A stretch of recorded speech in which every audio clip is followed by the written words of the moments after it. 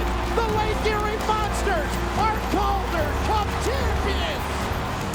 It's difficult to believe it's been 10 years since the Lake Erie Monsters captured the city of Cleveland's 10th Calder Cup in this very building, a place back then known as Quicken Loans Arena, or the Q. Hi again, everybody. Voice of the Monsters, Tony Brown, here with you on Rock Sports as we're going to take a look back a decade later at that team that was so special in the history of Cleveland hockey. We had a chance to catch up with a ton of the players, coaches, even executives from that team that are still working in the hockey business. And this is, in their own words, the story of the 2016 Calder Cup champions.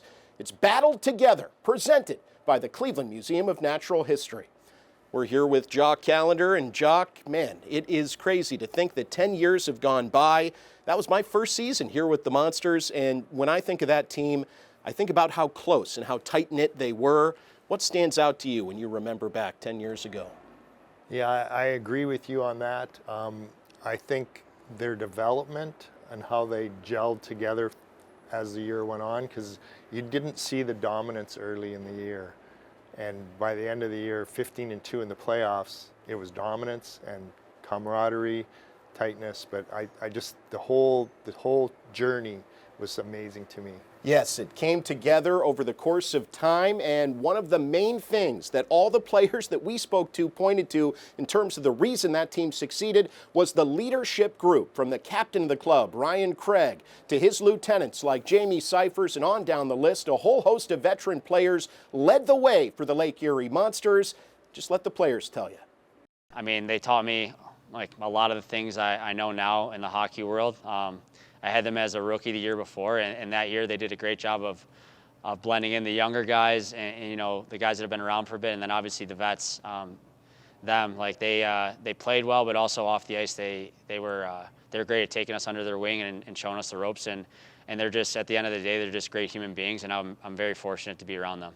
We had Ryan Craig, Jamie Cyphers, a bunch of veterans, and I came in as, I believe, an 18-year-old turning 19, and definitely wasn't the most mature and didn't really know how to be a professional, and they really just taught me right away, and I still use a lot of things that they taught me to this day, and it's pretty special. It starts with Kreger, who was kind of winding down on his career, had been on really good teams in both leagues, in the NHL and the American League, and he's still to this day as good of a captain as I've been around, you know, especially as a player. He just, such a good job of understanding what the team needs, being there for all the players, but being that buffer between the coaching staff and the team. So, you know, everything they were doing, we were bought into. Number one was trying to win, and you either get on board with that or you get out.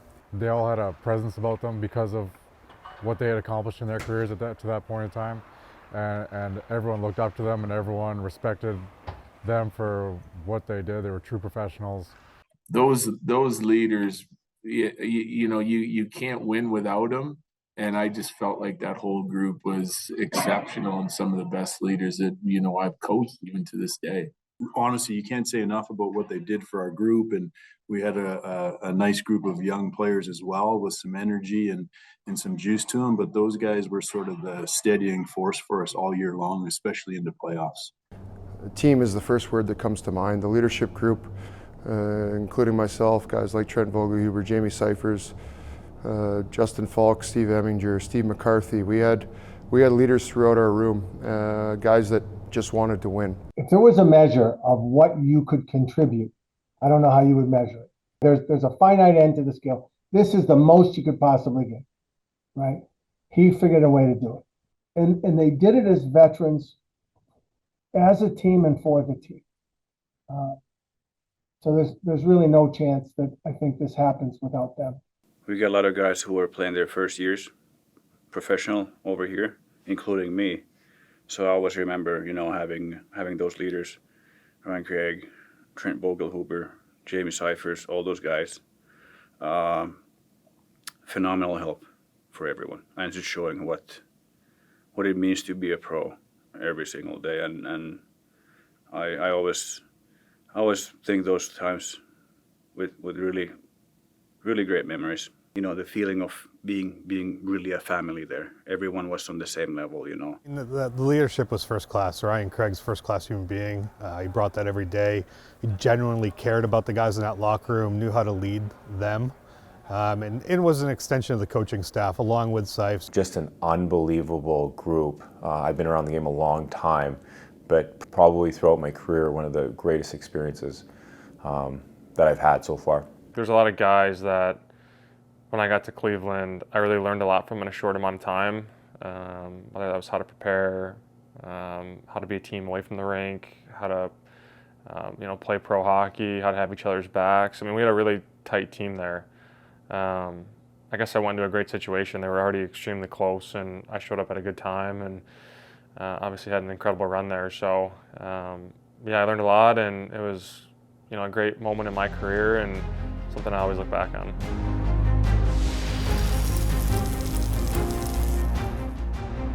Back on Rock Sports, presented by the Cleveland Museum of Natural History, this is Battled Together, the story of the 2016 Calder Cup champion, Lake Erie Monsters. With Jock Calendar, Tony Brown, and here with a lot of familiar faces that are still around. We know that guy and this guy and many others, but Jock, let's talk about the coaching staff. We know the success that Jared Bednar, Nolan Pratt, Toby Peterson, and the rest of their outstanding staff have had in hockey since this championship year, but it was Bedsy setting the tone for the group, showing this team how they could grow together as the season went on.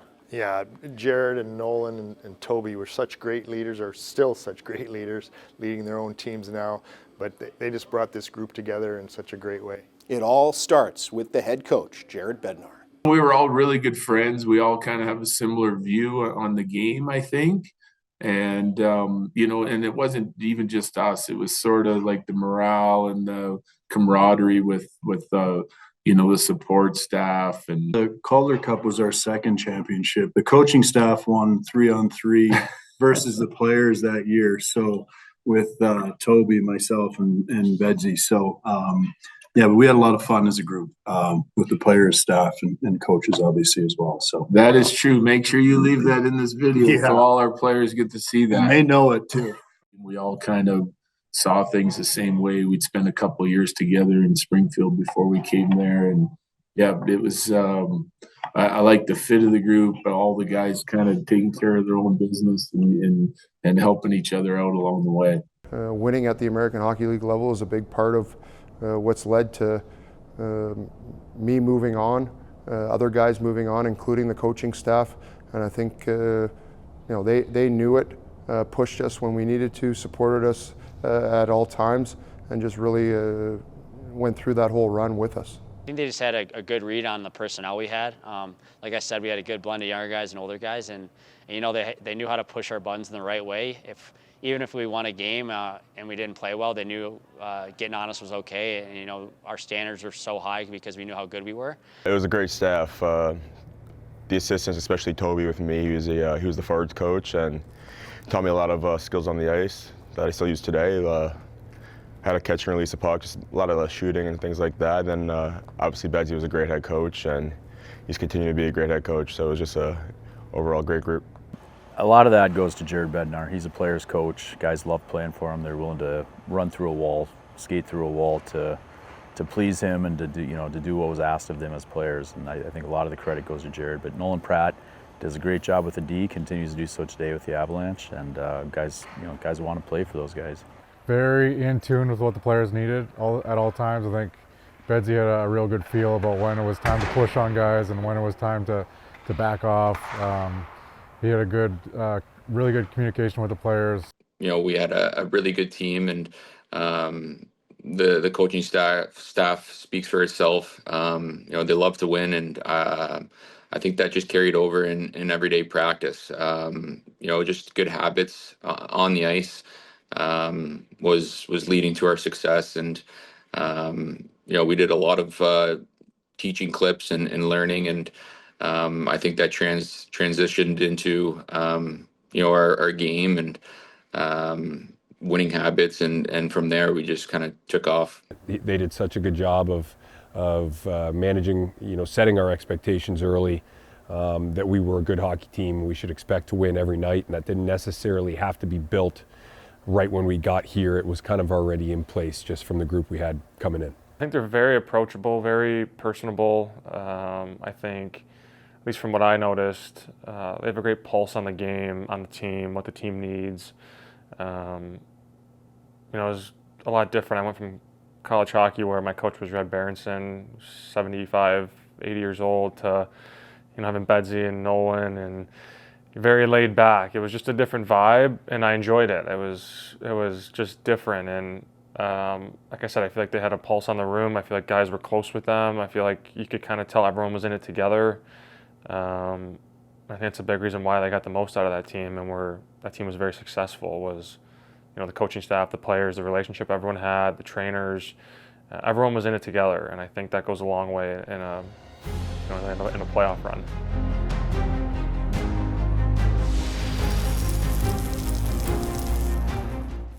Welcome back to Battled Together here on Rock Sports. Happy to be presented by the Cleveland Museum of Natural History as we look back at the 10-year anniversary of the 2016 Calder Cup Championship for the Lake Erie Monsters. And Jock, here we are. This is the old broadcast position from back in those days. It's been a few years since we've called games from up here, but kind of feels like home, doesn't it? Yeah, it was a very fun time.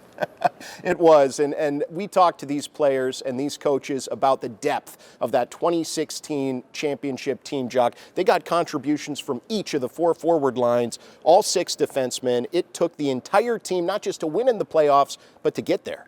Yeah, you had everyone scoring. You had a lot of injuries early in the season when out of the playoffs, and you had guys coming in like Manny Malhotra, Steve McCarthy, some veterans that really helped buoy the ship and keep things afloat.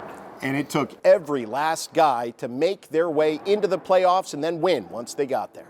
Yeah, I think like we became a true 4-line team, and different contributions from different guys on different nights helped us, especially have the not just win, but the record that we had through the course of the playoffs. And certainly, like as a team that probably wasn't the most dangerous offensive team through the course of the season, we certainly became a team that could score with 4 lines in the playoffs, and it's what we've been building towards. And it came on like big efforts and a lot of production from some unsuspecting places, I think, in the playoffs. It didn't matter if you're listed as the first line, the 4th line, if you were the 7th defenseman playing that night, or a guy that was staying ready to be in. Our goaltenders, we used 2 goaltenders in the run. It was overall just a push from everybody, different guys on different nights. In the playoffs, you need everyone, and obviously every team has their top guys, but our team was so solid, 4 lines deep, and all the tremendous defensemen we had. And for us, I think that's what you need. Different guys scoring goals at different times in different series, and that's what playoff hockey is all about. So we were fortunate to have a lot of talent, but a lot of guys that contributed that playoff run. Yeah, I think all 4 lines are pretty stacked. A lot of players moved on to the NHL, or a lot of ex-NHL players playing. So I think all 4 lines are contributing, and obviously it worked out. I think we went 16-2 in the playoffs, so our team was pretty stacked. It's hard to shut down any one line knowing that there's 3 more behind it that had a lot of skill and a lot of capability of putting the puck in the back of the net. So that was huge. It was hard to key on one line. You go through the line. You just start with our goaltenders, Korpisalo and Anton Forsberg. 2 goalies that are still in the NHL today, a 1-2 tandem. You talk about the D-core. Zach, Steve Eminger, Falk, Jamie Cyphers, just veteran, solid players that have played in the NHL, in the American League, and then up front, the Borkstrands, the Czars, the Reichels, Josh Andersons, the list goes on and on of super talented players. The depth, and again, you don't want to say the team steamrolled through teams, but it was incredible. I honestly think that was why we got through.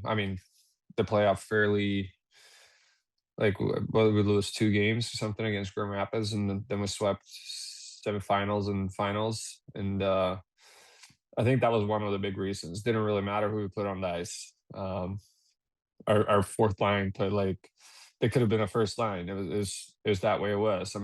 I think Sedlak might have been on third or fourth line for a bit, and he was, I think he was one of our highest scorers on the team.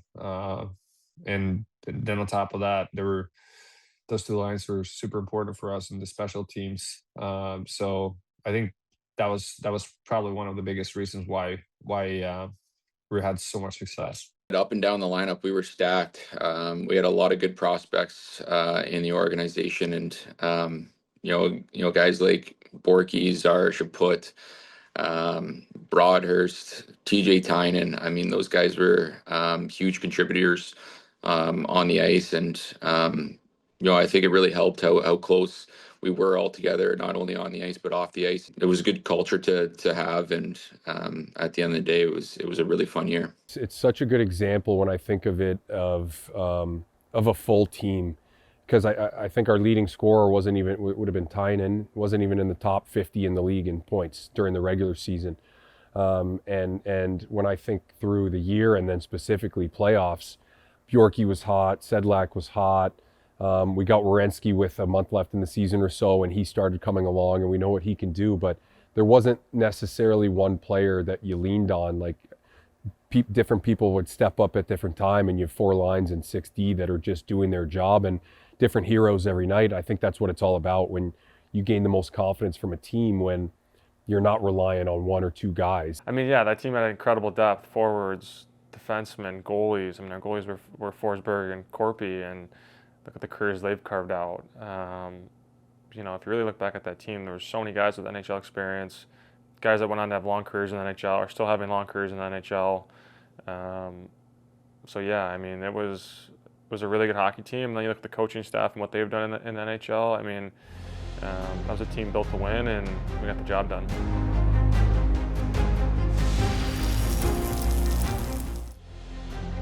Welcome back to Battled Together, the story of the 2016 Calder Cup champion Lake Erie Monsters, presented by the Cleveland Museum of Natural History, only here on Rock Sports.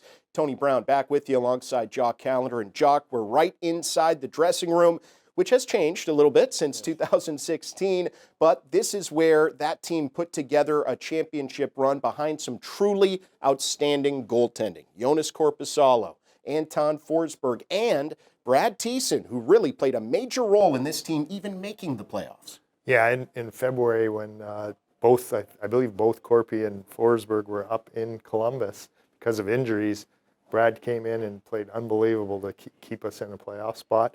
And then Corpy and Forsberg both played big roles in the playoffs. Corpy 6-0 in the playoffs until he ran into the second round little rough patch against Grand Rapids. Jared Bednar and his staff make the goaltending change, and Anton Forsberg 10-0 the rest of the way, all the way to a Calder Cup title. It was an embarrassment of riches in net. Phenomenal depth at the position, right? And young guys, super talented guys, both still playing in the National Hockey League. And then Thies, he was kind of like the journeyman, steadying force for even those young guys. It shared a wealth of knowledge with those guys, stepping in whenever needed and getting the job done. No question, it was a huge role. And it's both those guys super talented. I remember it being a difficult decision, like, well, who are we starting, come game 1 of the playoffs? And Forsberg was our goalie and was doing really well coming up to the playoffs. And Korpisalo was in the NHL doing really well. So I remember when we started the first series, I was sending back Korpisalo. He's got to play. He's tearing up the NHL. And Bedsy said, oh, no, it's got to be the other guy. The guy's doing great. This is our team. The team is important. And he's pretty good. Like, he's really good. Like, no, we got to do Corpy. So finally we either talked him into, starting Corpy. And then he goes 3-0 in the first round. Like, see, we told you. And then 3-0 in the second round. Like, told you. And then he had a couple of hiccups. And then he puts Fors in, and Fors runs the table. And he turns around and goes, told you. That was awesome. That was great. Him being a Swede, and I feel like Europeans always kind of have the same humor, same kind of mindset. So we got off pretty quickly, and That was great. We were just playing back and forth. I think we were both up in Columbus for quite a bit there too. So we had a fun journey, and even playoffs. Like I played the first half, lost the game, forced it takes over, and win the whole thing. So that was awesome. The decision was made to go with Korpisalo. Each guy would have deserved it. Corpy had a great run. Won his first 6 games before we lost the 2 in a row to Grand Rapids, and Anton came in. The thing I will say is those guys supported each other. Anton didn't hang his head. He worked harder probably than anybody on our team to make sure he was ready when he got his opportunity. And after we lost those 2 games, Game 4 and Game 5 against Grand Rapids, Fopa came in and rattled off 9 in a row to take us all the way to the end. Corpy and Forsberg were both great. Yeah, I think Corpy started, and then Forsberg took over after 1 loss, and I think both of them had incredible numbers, and they're a huge reason why we won. And then, yeah, like you said, Thiessen came in too, and when he was in the net, he also played great. So those 3 were all incredible. Thiessen was huge for us, and when we needed a third guy in there to right the ship for us, or we needed a third guy in there to just take a start away, get a little rest. But Forsberg and Korpisalo, both playing in the NHL still, so that says a lot about the goaltending tandem, the development that the Blue Jackets organization did with those guys, but they were huge. Going into the playoffs, they were both equal. I mean, it was, it wasn't a slam dunk that it was Corpy starting to go into the playoffs, so I'm sure it wasn't easy for him at the beginning to not be that guy, but he kept his game sharp, kept working, kept supporting him, and when he got that opportunity, he was ready for it. It wasn't a situation where he was feeling sorry for himself. He was ready to jump in, and just confidence-wise, took the ball and ran with it. It wasn't. He was just in the zone. It was a he wasn't. It was a shot-to-shot mentality, not thinking about what happened before, what could happen next. It was just he was in the moment, and he was able to grab that ball and run with it. Corpy, obviously the same age, and we had a lot of fun together. Hard worker, great goalie. So it was fun the whole time being around. It's a good memory. Before Christmas, I had a tough stretch, tough start of the season. After Christmas, I felt like I was on a really good roll. Won a lot of games at the end of the year. Obviously, Corpy was up during that time. When he came down again, he obviously was starting to play off. And then obviously after a while, I got the chance to play. And from the bat, I felt like everything clicked, and it was just rolling with it, and I had so much fun. It's probably one of the best memories I've had so far in my hockey career, so I enjoyed every minute of it. Welcome back to Battle Together, the story of the 2016 Calder Cup champion Lake Erie Monsters, presented by the Cleveland Museum of Natural History here on Rock Sports. Back with Jock Calder, I'm Tony Brown, and Jock, we are at the spot on the ice where Oliver Bjorkstrand gave Cleveland one of its greatest sporting thrills in recent memory, a 10th Calder Cup championship. He poked it home right there in Game 4 against the Hershey Bears in the final. But all playoff run long, there were huge and memorable key moments. Sedlak sending the team into the finals in double overtime against Ontario. You had Zach Werenski, a young guy at that point, scoring in Grand Rapids to send the team out to the West Coast for the conference final. What do you remember about some of these amazing moments that were captured by that club? Yeah, not only the overtime, but late game heroics. They were all close games, such great teams that we played against, and they just found a way to win, seems like every night, just late. 15-2, but yet so much drama. It sort of defies logic. But you talk to the players, great memories, although in the moment, maybe they didn't remember much about these cathartic instances. Oro, loose again, score! Yes! Zach Werenski wins the game in overtime! The Monsters are California dreaming! Bring on the rain! Well, what I remember about that was we had just lost 2 in a row, and we would have went back home against, for a Game 7. It's the first time we had faced kind of that adversity. Forsberg went into the net that night, like I said, but that's just a second effort goal. Sums up our team, and that's a guy that hadn't been with us very long, and a special player, at that time, and it's turned into a real special player. But obviously a big win for us to advance to the Western Conference Finals. That was a tough series. We were up 3-0. They kind of came crawling back, and you know, we had to go back into GR, which is a tough place to play, and you know, we ended up going to overtime, which is always, you know, it's a coin flip, and luckily we had Z, who's, you know, who's unbelievable, and for him to score like that as an 18-year-old, and that was a crazy sally. I forgot about that until now. But they were probably the toughest opponent we played, and you get them in the second round, and we would go up 3-0, but they were all tight games, and I think a one at home, we were down with 5 minutes left, and we ended up scoring 2, and you know, to win in regulation, and they were tight games, and then we're up in game 4, and a little bit of a collapse there, and give them a little life, and then we get blown out. I remember in game 5, and you know, we got to regroup and drive all the way back to Grand Rapids, and it started 2-0 again. So you start to feel a little bit of that pressure. I think we felt at that moment like whoever won that series was going to have a pretty good opportunity and to go on and win the whole thing, and they put us through a tough test, but ultimately I think it was that no passengers, stick with it, good leadership that gets you through those moments, and it got us through that one. I just remember sprinting and jumping under the glass there in a big dog pile there in the offensive zone in overtime, and yeah, definitely won't forget that. I had a lot of family at that game. I remember I scored, and when I was celebrating, the guy in the glass was giving me the double bird, and I'll always remember that. I remember Tony Brown's call on it. You know, it's a great moment in my career. It's, you know, I was super excited. I was a young kid playing pro hockey, scoring a big goal. I was just enjoying it, and yeah, it was just a great moment along the way to a great championship. High slot, wards off to the forehand, fires in, rebound, they score! They score! Lucas Sedlak in overtime, in double OT. The rain train is off the tracks, and the Monsters, for the first time ever, are into the Calder Cup Finals. It was a grind. That's a double overtime goal. A puck to the net, you know, a guy hanging around the net front. Lucas Sedlak was so big for us in that whole playoff run. It propelled him to playing in National Hockey League games, and I think that's just solidified what our team was. It's different guys on different nights.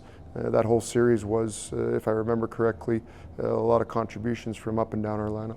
Sedzi steps up big, and you know, it's like I said, it's always hard to end a team season, and that Ontario team was big, and they were physical, and they were good, and yeah, that was a great memory, and you know, that I remember because we ended up sweeping them, and you never want to let a team come back in, and yeah, those overtime games, like I said, are a coin flip, and to get a win like that to close a team season out, it's huge, and yeah, that was another great one.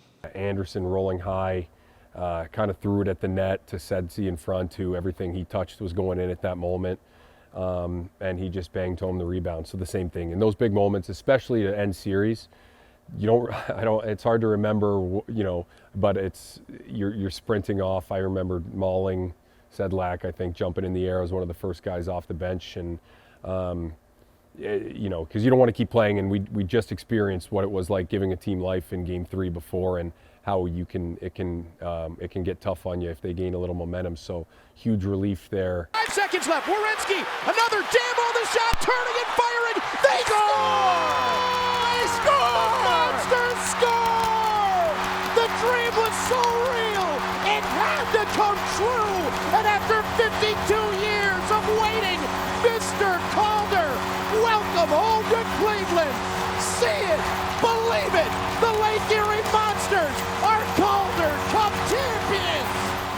Well, the goal will forever be remembered as Borkstrand, and the goal that won us the Calder Cup. And again, a couple guys, Werenski and Borkstrand, have gone on to great careers in the National Hockey League. But I just remember it was under 10 seconds to go.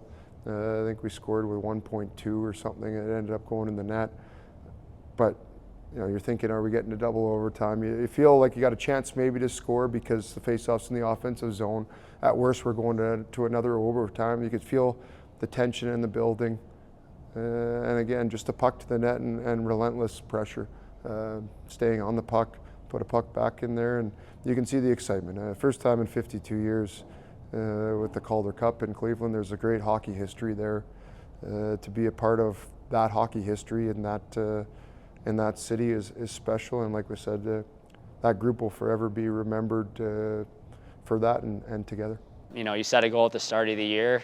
You want to be the last team standing, and that's what we were. And just to celebrate with your friends like that, and you know, to jump off the bench and throw your gear, and that's what you dream of. And for us, that was like the perfect ending to a perfect season. So I was very fortunate to be a part of that team and to be around so many talented and amazing people. And yeah, it's just an unforgettable season, an unforgettable memory for me.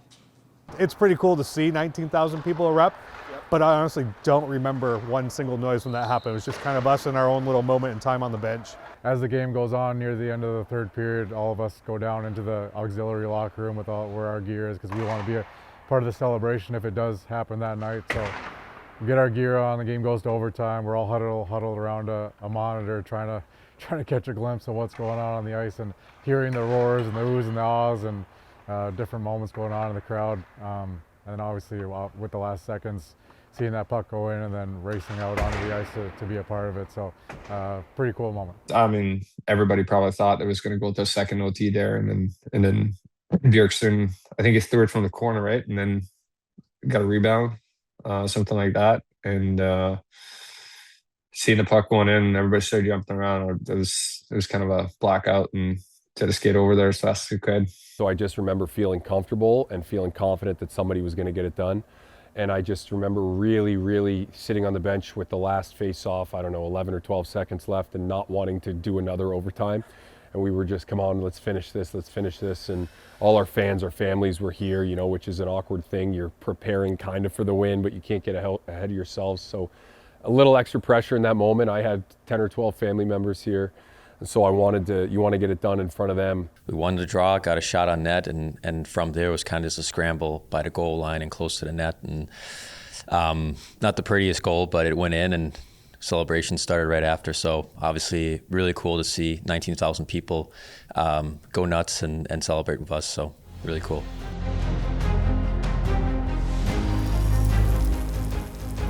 Welcome back to Battled Together, the story of the 2016 Calder Cup champion Lake Erie Monsters, presented by the Cleveland Museum of Natural History here on Rock Sports. Back with Jock Calder, I'm Tony Brown. And Jock, we're here in the atrium at Rocket Arena, where this is one of the iconic things about the championship year. Pam Frasco, who was part of the Monsters leadership then, now with the Cavs, came up with the amazing idea to spray paint off each win in the playoff run all the way to the Calder Cup. It's emblematic of how the city rose up to join with the team, the front office, the hockey staff, the players, the dressing room, to make this Cleveland's championship. Yes, and the fans they've got bigger and bigger every game.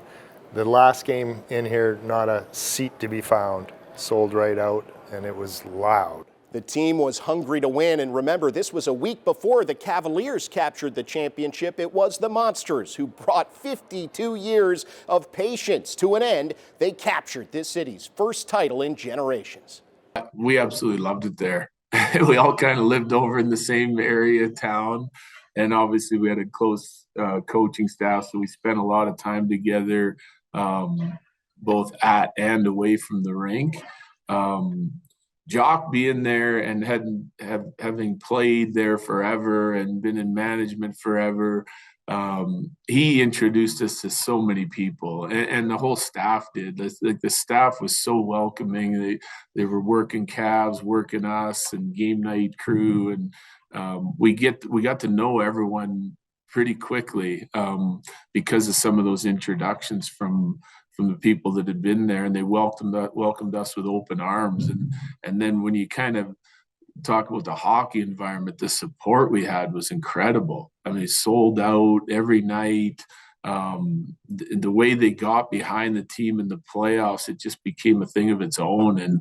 And you know, it really helped us. We had a great home record, and you know, we were spray painting the numbers on the boards, crossing off the wins as we went along, and it seemed like the building was still full after the games. They wanted to see that, cheer our guys on, and see the stars of the game and everything. So it became a real difficult environment for a visiting team to try and come in and win in our building, because our guys were feeling that support and really wanted to try and win that championship for the city of Cleveland.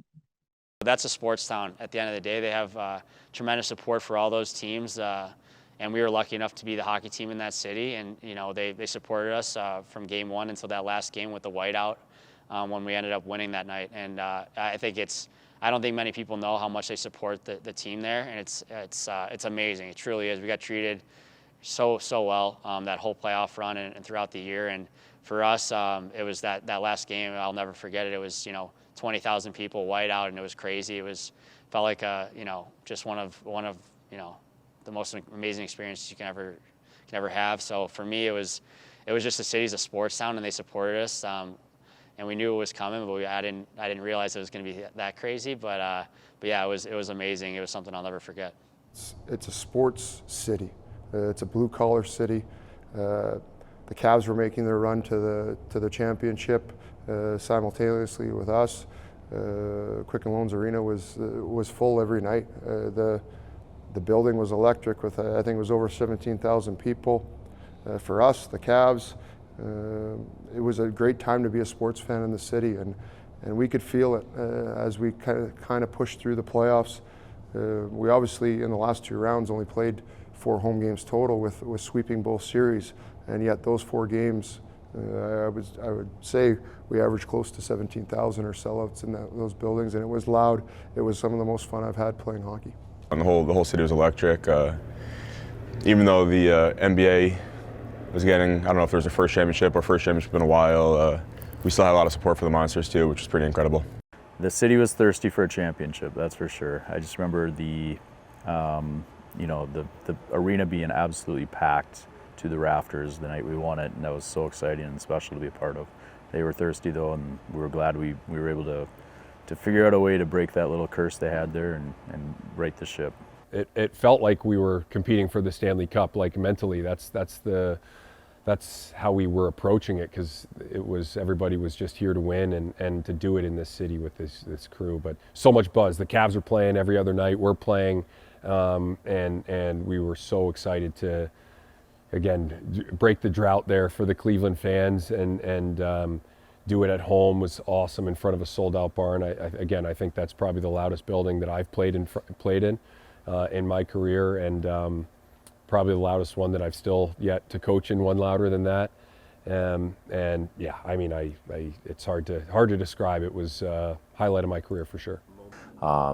Just to see the building 20,000 plus or 18,000, it felt like it was the NHL. Like it was so special to be a part of. And again, a city like Cleveland, you could understand if it was a smaller city, especially in the American League.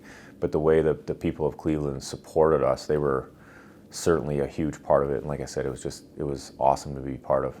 Yeah, it was incredible. I mean, I didn't really experience an atmosphere like that ever in my hockey career. It felt like NHL playoffs. Like the following year, once we made the playoffs in Columbus, I was like, I've played in this before, and that was in Cleveland and you know, the Calder Cup run. I feel like that's maybe not normal for the American Hockey League, how passionate the fans are and how big of a draw they have and how big of a following they have. And it's a testament to the great fans of Cleveland, the great people there. I loved my time playing there, and just an incredible run that really helped me take off the next year in the NHL. And I just really enjoyed my 2.5, 3 months there. Like you said, it was us, then it was the Cavs. The city was buzzing, it was warm out. Just an awesome place to spend a few months. I think we had the most crowd throughout the regular season, and that was awesome. Every game was great to play there, and you can see the fans really love hockey over there, and obviously we were winning, so the atmosphere was great. And during playoffs, that was crazy, especially in the finals, sold out. I think that was 20,000 people, and I remember everyone had the whiteout, and that was one of the coolest things I've ever seen. They were right there with us the whole time. Sellout crowds, just a ton of support from the Cleveland people, which we felt throughout the whole series and the series before that. So just an unbelievable support from the fans, and it even shows today. You can see that they keep packing up the arena. So a lot of support, and didn't go unnoticed. Welcome back to Battled Together, the story of the 2016 Calder Cup champion Lake Erie Monsters, presented by the Cleveland Museum of Natural History, only here on Rock Sports. Back with Jock Calder. It's time, Jock, to wrap this thing up. And, you know, I think back to the championship moment, overtime, Game 4. The team's up 3-0, but time winding down in OT, and it felt, despite all the buildup, like a big surprise to me when it finally happened. Take us into your thought process when Oliver Bjorkstrand was able to poke that puck home. Yeah, you're still nervous because if you lose that game, now it's 3-1, and then you go back to Hershey, things can happen. So you're just hoping and praying that we can close it out, and then that goal, and it was just, we were up in the booth and just the excitement, and then I just threw my headphones, went out to the concourse. Not a soul in the concourse, not a security guard, not a concession. No one was in the concourse. It was like it was a dark day here because everyone stayed out in the bowl. Well, people have often asked me, did I have that championship line teed up? The answer is no. I don't know how you can prepare for something that happens in the last second of overtime. But the drought was broken, and 5 decades of waiting for a pro sports championship over and done with the 6th game-winning goal by Oliver Bjorkstrand in that playoff run. He was your Calder Cup playoff MVP, and the Monsters were Calder Cup champions. Well, a ton of thank yous to hand out for a bunch of hard work that went into this piece. Number one, to all the players, coaches, and executives that made themselves available to catch up with us and remember this year of years in Cleveland, this championship that sparked even more winning in Cleveland that great summer of 2016. And of course, thanks to all of the public relations staffers across both the National and American Hockey Leagues who helped us connect with those former players. For Jock Calder, for the rest of the Monsters organization, I'm Tony Brown saying thanks for remembering with us how this team battled together. It's the 2016 Lake Erie Monsters. This piece presented by the Cleveland Museum of Natural History. Thank you for tuning in and hearkening back on Rock Sports.